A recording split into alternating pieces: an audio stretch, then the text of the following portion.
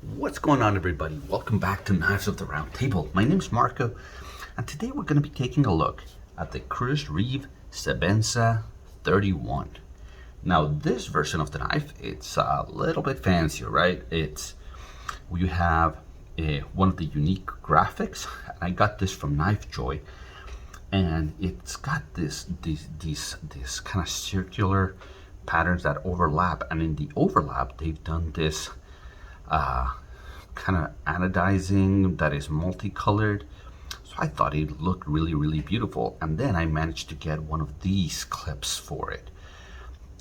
This is a Damascus clip aftermarket. It's not from Chris Reeve, but I thought it kind of went with the knife. So let me give you a tour of the knife, although if you've collected knives for any length of time, you probably don't need a tour of the Sebenza. It's kind of one of the iconic knives in the knife community, but I'll give it to you anyways. We have this drop point blade that is beautifully done. This is an S35VN. Now, at the time of this review, a lot of Sebenzas in S45VN are already in the market. So this is kind of one of the last ones, the last Sebenza 31s that they did in S35VN. So you got this beautiful hollow grind. That you can see the grind lines, and I love how they've done that. It's so elegant, so well done. You've got this polished titanium side on this side with the milling and Chris Reeve's logo right here. The Sebenza comes in a bunch of different configurations, but the most basic one is this kind of mad bead blasted titanium. You'd have that in this side of the scale as well. So that's kind of what you have. This is a titanium frame lock from the creator of the frame lock. Chris Reeve invented this locking mechanism, and now it has become this probably the most used locking mechanism in the world. At least I see a lot of knives with this locking mechanism, and it's all thanks to the creator Chris Reeve. He created the integral frame lock, which kind of is now known as just the frame lock. You got a ceramic ball detent, and I don't think you have, and you have an over travel stop somewhere in there, because you can't move the lock bar beyond that. So that's kind of what you have in the knife. Let me show you some size comparisons here. It's a full-size knife, and so there you have it against the Para 2, and here it is against the Para 3. So as you can see, a full-size knife. It's longer than the Para 2. It certainly has a much larger sharpened blade length, as you can see right there. But it carries a lot better than the Para 2. Because it falls down to a fairly compact, narrow size, as you can see right here. The Sebenza, the Paramilitary 2 is just very tall, in comparisons like that. You can see. So this one disappears much better in your pocket than the Para 2. So let me give you the bug out size comparisons. I think if I had to compare it, I think it would feel in the pocket much closer to what the bug out feels like. Obviously a larger version of the bug out, but it would feel much more like this one than the Paramilitary 2s.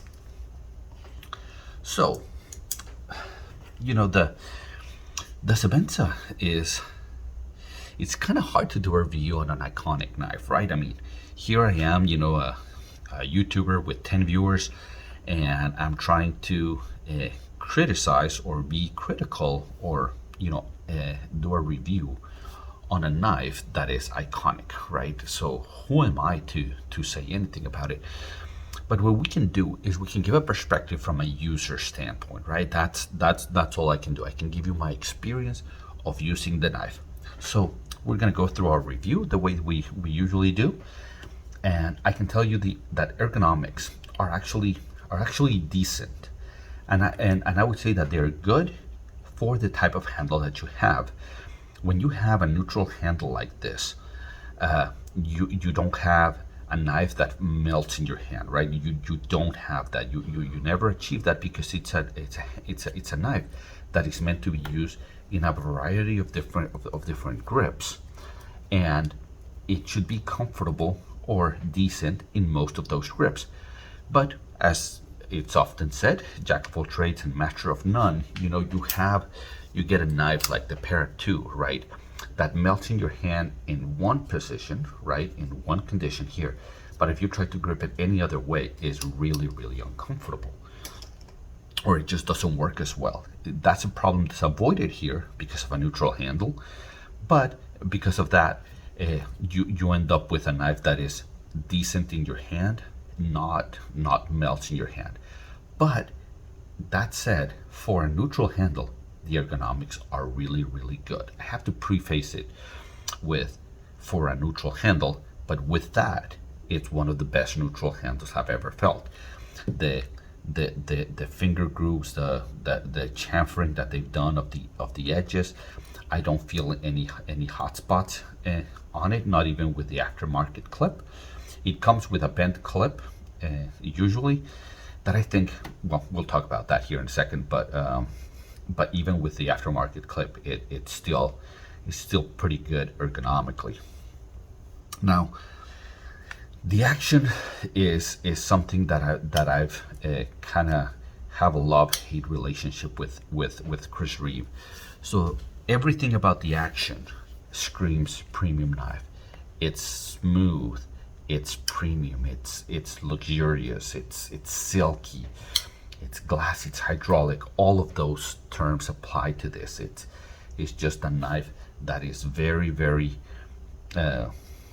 just very, very well done. The only thing it doesn't have, it's not fast. I mean, I can deploy it, but I have to give it quite a bit of a wrist. Okay, it's not a knife that you can think that you're gonna deploy fast, right? It's not a flipper. It's not, you can't middle finger flick any of this. It's more of a I think it's intended to be slowly rolled out, or if you want to use your thumb stud and use some wrist, then you can get it there.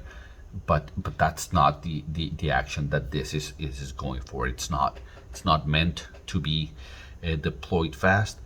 And I wish that Chris Reeve knives, that they come up with a version of the knife that can be deployed quickly. I think the technology and the knowledge in knives is there.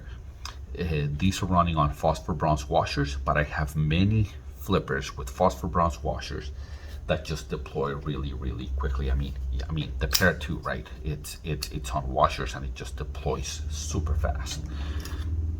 So while I think that the action is excellent and is smooth and is premium and is luxurious, it's not fast and it's not fidgety. So from the fidget factor and from the ease of deployment, I don't think it's quite there, with the Riots, with the Shirogorovs, with any of those.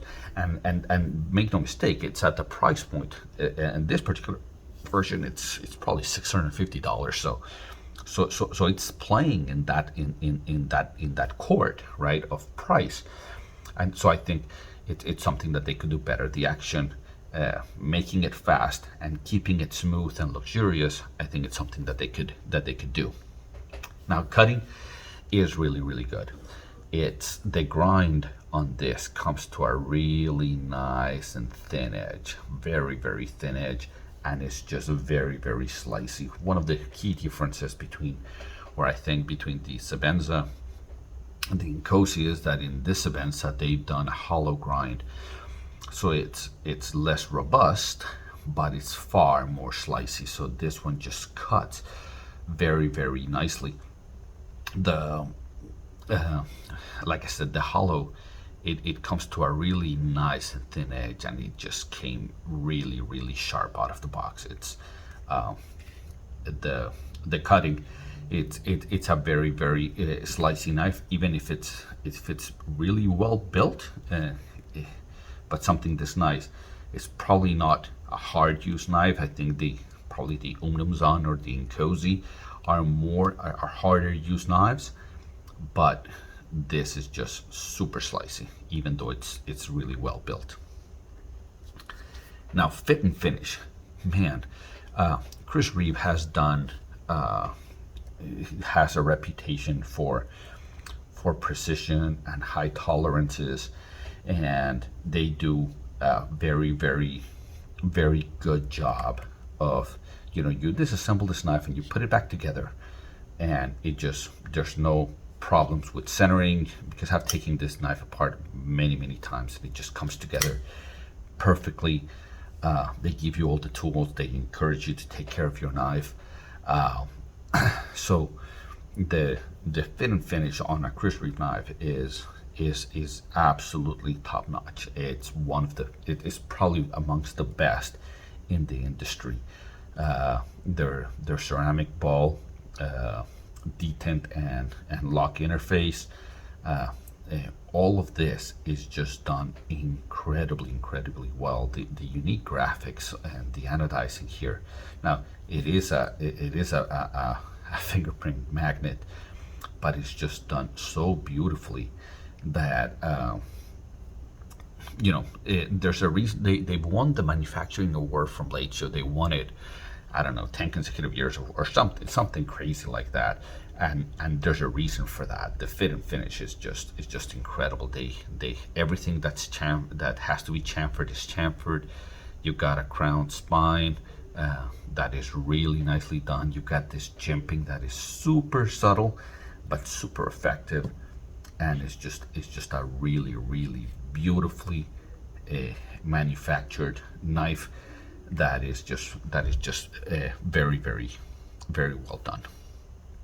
Now, airing of grievances, with something like this, not many. The action is probably my biggest grievance on this. I wish that that there would be a version of the knife that would be fast, because at this price point, you're paying $400, $500, $600, depending on the version of the knife. And I don't think I mentioned this, but let me get into it here. So there's the plain titanium version of the knife that looks, kind of like this bead blaster darker titanium on both sides. And then you have a version of the knife that has the bead blasted titanium, and you have an inlay, and that inlay can either be micarta or wood inlays. Now you have the unique graphics, and then you have the graphics. There's like moon landing, and there's a Christmas scene, and moonlight, and a whole bunch of different handle options that look, that are variations of what you're seeing here.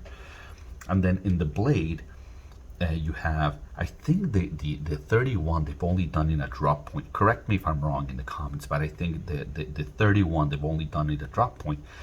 But you have this blade, and then a variety of Damascuses, and also there's the large and the small Sebenza. So this is the large Sebenza. By the way, in case I didn't mention it, this one has a little bit over 3.5 inch blade. The small Sebenza has a 3-inch blade. So I was in the middle of the airing of grievances, but I just wanted to make sure I didn't forget to mention that. Oh, I did change the clip, and the bent clip on these knives, they need to change it. That's one of my biggest grievances with these knives. At the price point that they're handling, just a mediocre bent titanium clip they need to do better than that. On most of my Chris Reeve knives, I end up going after an aftermarket clip, just because you have this beautiful knife with just this bent piece of metal in the back that is just ridiculous. They really need to do something about the pocket clip. It's an effective pocket clip. It works, it functions, but at this price point, you need a pocket clip that works and that looks beautiful at the same time. Otherwise, it's just not acceptable. Now, when I did my Chris Reeve brand overview, I still think that's true. I would say that out of the Chris Reeve lineup, I like the Cozy better. I think the Ergonomics, they're not as neutral, but they're a little bit better. And for my hands, that one fits a little bit better.